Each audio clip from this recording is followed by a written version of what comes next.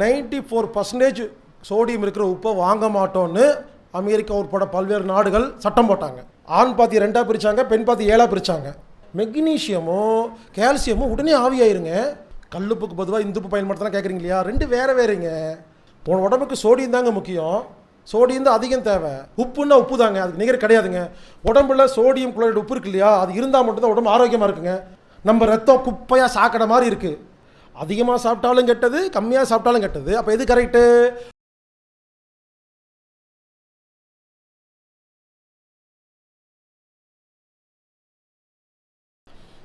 இங்கே பாருங்க, அந்த காலத்தில் உப்பு எப்படி தெரியுமா இருக்கும்? உப்பு தயாரிக்கிறதுக்கு தூத்துக்குடி போயிருக்கீங்க இல்லையா? 2 பாத்தி இருக்கும், ஆண் பாத்தி பெண் பாத்தி. முதல்ல ஒரு பாத்தியில் 7 நாள் வைப்பாங்க, இன்னொரு பாத்திக்கு 7 நாள் 8 நாள் மாற்றுவாங்க. அவ்வளோதான், உப்பு தயார். 2 பாத்தி. 2 பாத்தியில் உப்பு செஞ்சால் அதுக்கு கல்லுப்புன்னு பேர். அதில் 94%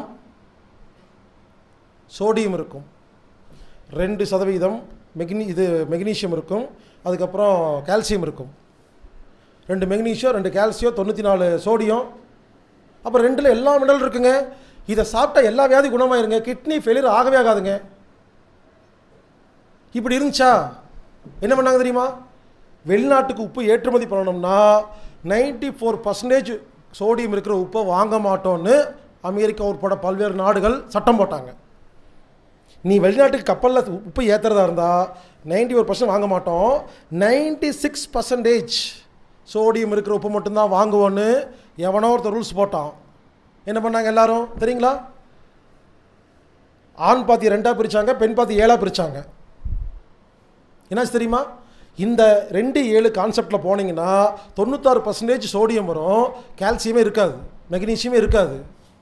அவன் பிளான் பண்ணுறாங்க, நீ எனக்கு ஏற்றுமதி பண்ணுறதா இருந்தால் நான் சொல்கிற மாதிரி செஞ்சு சொன்னான். அந்த கான்செப்டே தப்புங்க.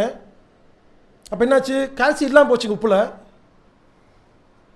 ஆண் பாத்தி பெண் பாத்தி ஃபார்முலா தான் சிறப்பு. நம்ம பாரம்பரிய உப்பு வந்து உழவுன்னு சொல்லுவாங்க அந்த காலத்தில்.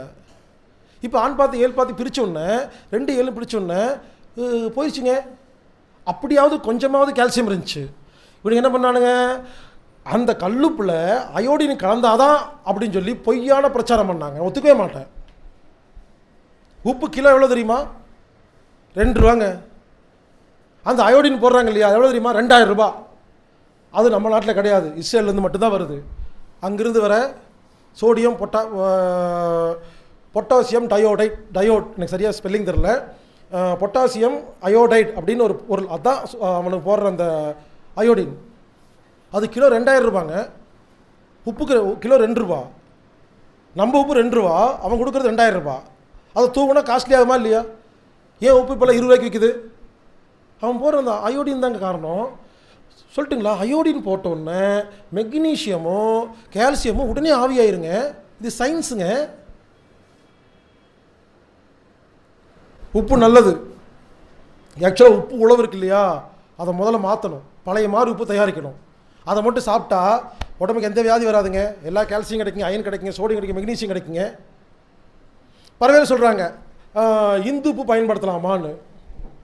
கல்லுப்புக்கு பொதுவாக இந்துப்பு பயன்படுத்தலாம் கேட்குறீங்க இல்லையா? 2 வேறு வேறுங்க. கல்லுப்புங்கிறது 96% 95% சோடியம், இந்துப்புங்கிறது 96% பொட்டாசியம். 2 வேறு வேறுங்க. உப்புன்னா சோடியங்க, ராக் சால்ட்னு சொல்கிறாங்க இல்லையா, பாறை உப்பு, அது சோடியமே இல்லை, பொட்டாசியம். அது எல்லாத்துக்கும் செட் ஆகாது.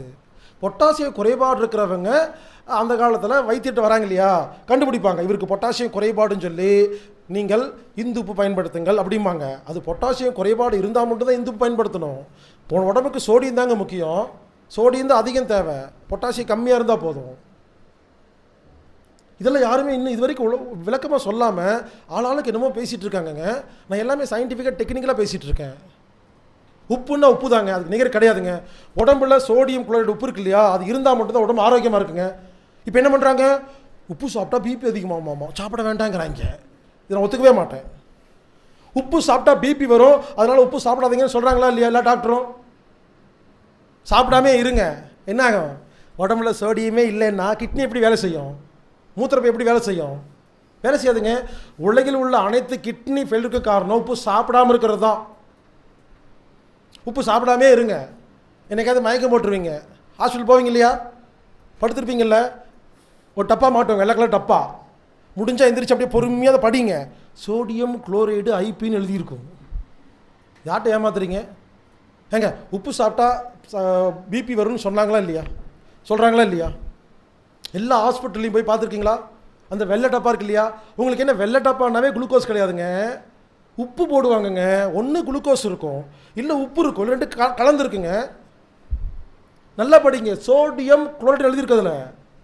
நான் கேட்குற கேள்வி இதுதான், எங்களை உப்பு சாப்பிட வேண்டாம்னு சொல்லிட்டு நீ ஏன் உப்பு போடுற, இதான் கேள்வி.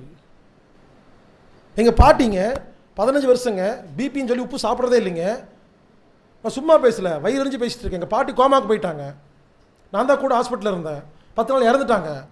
அன்றைக்கி தான் நான் சின்ன பையன் பார்க்குறேன், அது எழுதியிருக்கு சோடியம் குளோரைடு. கேட்குறேன் டாக்டர் கூப்பிட்டு, சார் எங்கள் பாட்டியை பிபின்னு உப்பு சாப்பிட வேண்டாம்னு சொன்னீங்கல்ல, எங்கள் பாட்டி எனக்கு ஞாபகம் இருக்குது, உப்பே சேர்த்திக்க மாட்டாங்க, 15 வருஷம் கோமாவில் கிடக்குறாங்க, எதுக்கு உப்பு போடுறீங்க கேட்டு 10 நாள் தொடர்ந்து உப்பு தாங்க போட்டாங்க, ஒரு 30 பாட்டில் இருக்குங்க, இறந்து போயிட்டாங்க. நான் கேட்குறது புரிஞ்சுங்களா? உப்பு சாப்பிட்றது தப்புன்னு சொன்னால் எதுக்கு ஹாஸ்பிட்டலில் உப்பு போடுறீங்க? சர்க்கரை தப்புன்னா ஏன் குளுக்கோஸ் சாப்பிட மாட்டேங்க? இதாங்க கேள்வி. புரிஞ்சுக்குங்க, எல்லாம் நல்லதுங்க.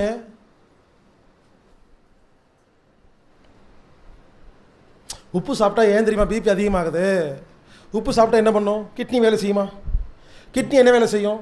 ரத்தத்தில் உள்ள கழிவுகளை நீக்குமா? நம்ம ரத்தம் குப்பையாக சாக்கடை மாதிரி இருக்குது, அப்போ இருது என்ன பண்ணும்? மெதுவாக பம்ப் பண்ணுமா? உப்பு சாப்பிட்டா ரத்தம் சுத்தமாகும், நீர்த்து போகும், கொஞ்சம் ஸ்பீடாக வேலை செய்யும். ஏன் ஸ்பீடாக வேலை செய்யுது? உங்களுக்கு தேவைப்படுது வேலை செய்யுது. புரிஞ்சுங்களா? பிபி அதிகமான தப்பு இல்லைன்னு சொன்னா இல்லையா? என்ன அதிகமாக வேண்டாட்டி கம்மியாகுமா இல்லையா? இவங்க என்ன பண்ணுறாங்க, உப்பு வாயில் வச்சுட்டு பிபி செக் பண்ணி பார்த்து அதிகமாகுதா, அதனால் சாப்பிட வேண்டாம்னு சொல்கிறாங்க. இட்லி சாப்பிட சொல்லி சுகர் ஏற வச்சு சாப்பிட வேண்டாங்கிறாங்க. இல்லை காமெடியாக இருக்குங்க. புரிந்து கொள்ளுங்கள், உப்பு நல்லதுங்க. புரிஞ்சுங்களா? நான் என்ன சொல்ல தெரியுமா, உங்கள் நாக்குக்கு எவ்வளோ உப்பு வேணுமோ சாப்பிடுங்க, யாரையும் கேட்காதீங்கன்னு சொல்கிறேங்க. இப்போது நான் இருக்கேன் இல்லையா, நான் பேசிகிட்டே இருக்கேன் இல்லையா, நிறைய தண்ணி குடிக்கிறேனா இல்லையா, எனக்கு உப்பு அதிகம் தேவைப்படுங்க. நீங்கள் இல்லைனாலும் சாப்பிட்லாமா, நீங்கள் வாயில் வைப்பீங்க, உங்களுக்கு உப்பு போதுன்னு சொல்லுவீங்க, எனக்கு வேணும்னு கொஞ்சம் போடுவீங்க. எனக்கு என்னாக்கு தேவைப்பட்டு நான் போட்டுக்கிறேன், உங்களுக்கு என்னப்போ? பல பேர் என்ன பண்ணுவீங்க, சாம்பார் ஊற்றுவீங்க, வாயில் வைப்பீங்க, உப்பு கம்மியாக இருக்குமா, என்ன பண்ணுறீங்க, மொத்த சாம்பாரில் ஊற்றுறீங்க. அப்படி பண்ணக்கூடாது, உங்கள் தட்டில் மட்டும் தான் போட்டுக்கணும். உங்களுக்கு வேறு டேஸ்ட்டு, மற்றவங்களுக்கு வேறு டேஸ்ட்டு, இது மாதிரி புரிஞ்சுக்குங்க. பல பேர் அப்படி தான் வாயில் வச்சுட்டு நல்லா இருக்குது, அவ்வளோ உனக்கு நல்லா இருக்குது, எனக்கு நல்லா இல்லை. இதனால் எவ்வளோ பெரிய பிரச்சனை தெரியுமா எனக்கு, எங்கள் அம்மாவுக்கும். எங்கள் அம்மா செய்கிற சமையல் எனக்கு பிடிக்காதுங்க, ஏன்னா அவங்க டேஸ்ட் பண்ணி வைப்பாங்க, நான் வாயில் வைப்பேன், எனக்கு பத்தாது, காரம் அதிகமாக இருக்கும், இல்லை உப்பு கம்மியாக இருக்கும், சொன்னால் கேட்கவே மாட்டாங்க. அவங்க சொல்லுவாங்க நல்லா தான் இருக்குது அப்படிம்பாங்க, நான் சொல்லுவேன் எனக்கு கொஞ்சம் போட்டுக்கிறேன்னு சொல்லுவேன். இதில் சண்டை வருங்க. எனக்கு அப்போ தெரியாது, தெரிஞ்சதில் சொல்லி கொடுத்துருப்பேன். புரிஞ்சுக்க, என்ன சொல்கிறேன்னு புரிஞ்சுக்குங்க. அவரவர் வாயில் உள்ள நாக்கில் உள்ள டேஸ்ட் வேறு. எனக்கு என்ன வேணுமோ அதான் பிடிக்கும், உங்களுக்கு பிடிச்சதுன்னா சாப்பிட முடியாது. இந்த கான்செப்ட் புரிஞ்சாதான் வீட்டில் இருக்கிற சண்டையெல்லாம் நிற்கும். பல பேர் உங்களுக்கு பிடிச்சது குழந்தை கொடுக்குறீங்க, குழந்தை நல்லா இருக்காது, குழந்தைக்கு என்ன பிடிக்குதோ அதான் கொடுக்கணும், அதான் அதுக்கு மருந்து. கான்செப்ட் புரிஞ்சுக்குங்க. உப்பு சாப்பிட்டா என்ன ஆகும்? நல்லது, உப்பு நல்லது. ஆனால் மறுபடியும் சொல்கிறேன், அதிகமாக சாப்பிட்டாலும் கெட்டது, கம்மியாக சாப்பிட்டாலும் கெட்டது. அப்போ எது கரெக்டு?